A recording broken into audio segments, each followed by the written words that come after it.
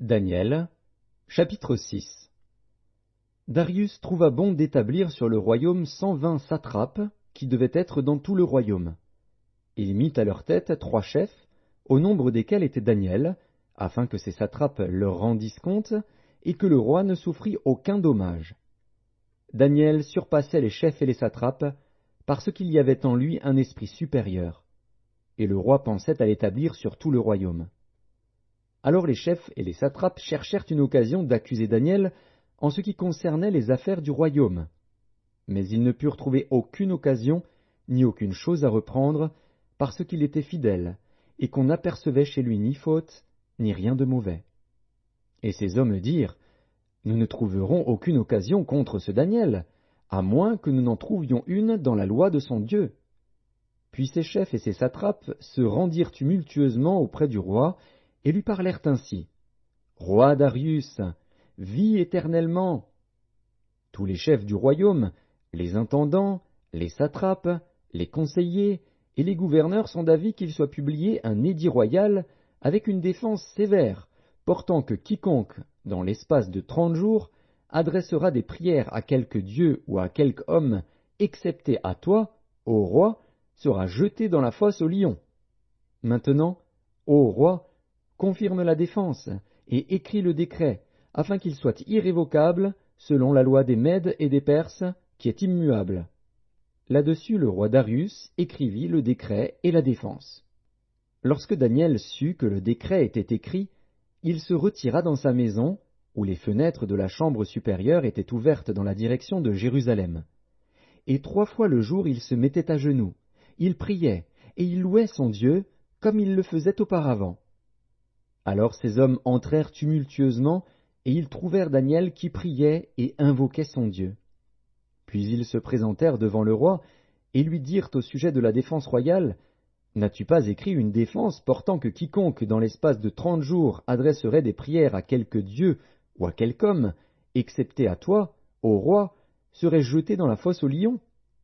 Le roi répondit, « La chose est certaine, selon la loi des Mèdes et des Perses, qui est immuable. » Ils prirent de nouveau la parole et dirent au roi, « Daniel, l'un des captifs de Juda, n'a tenu aucun compte de toi, ô roi, ni de la défense que tu as écrite, et il fait sa prière 3 fois le jour. » Le roi fut très affligé quand il entendit cela. Il prit à cœur de délivrer Daniel, et jusqu'au coucher du soleil il s'efforça de le sauver. Mais ces hommes insistèrent auprès du roi, et lui dirent, « Sache, ô roi, que la loi des Mèdes et des Perses exige que toute défense ou tout décret confirmé par le roi soit irrévocable. » Alors le roi donna l'ordre qu'on amenât Daniel, et qu'on le jetât dans la fosse aux lions. Le roi prit la parole et dit à Daniel, « Puisse ton Dieu, que tu sers avec persévérance, te délivrer. » On apporta une pierre, et on la mit sur l'ouverture de la fosse. Le roi la scella de son anneau et de l'anneau de ses grands, afin que rien ne fût changé à l'égard de Daniel. Le roi se rendit ensuite dans son palais. Il passa la nuit à jeun, il ne fit point venir de concubine auprès de lui, et il ne put se livrer au sommeil. Le roi se leva au point du jour, avec l'aurore, et il alla précipitamment à la fosse aux lions. En s'approchant de la fosse, il appela Daniel d'une voix triste. Le roi prit la parole et dit à Daniel, « Daniel, serviteur du Dieu vivant, ton Dieu, que tu sers avec persévérance, a-t-il pu te délivrer des lions ?» Et Daniel dit au roi, « Roi, vis éternellement. Mon Dieu a envoyé son ange et fermé la gueule des lions, qui ne m'ont fait aucun mal, parce que j'ai été trouvé innocent devant lui. Et devant toi non plus, ô roi, je n'ai rien fait de mauvais. » Alors le roi fut très joyeux, et il ordonna qu'on fît sortir Daniel de la fosse. Daniel fut retiré de la fosse, et on ne trouva sur lui aucune blessure, parce qu'il avait eu confiance en son Dieu.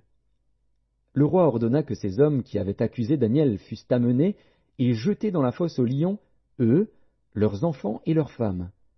Et avant qu'ils fussent parvenus au fond de la fosse, les lions les saisirent et brisèrent tous leurs os. Après cela, le roi Darius écrivit à tous les peuples, à toutes les nations, aux hommes de toutes langues, qui habitaient sur toute la terre, que la paix vous soit donnée avec abondance.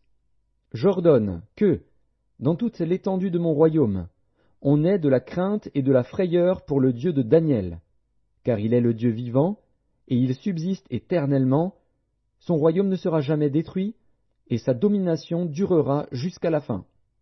C'est lui qui délivre et qui sauve, qui opère des signes et des prodiges dans les cieux et sur la terre.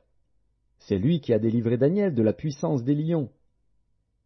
Daniel prospéra sous le règne de Darius et sous le règne de Cyrus, le Perse.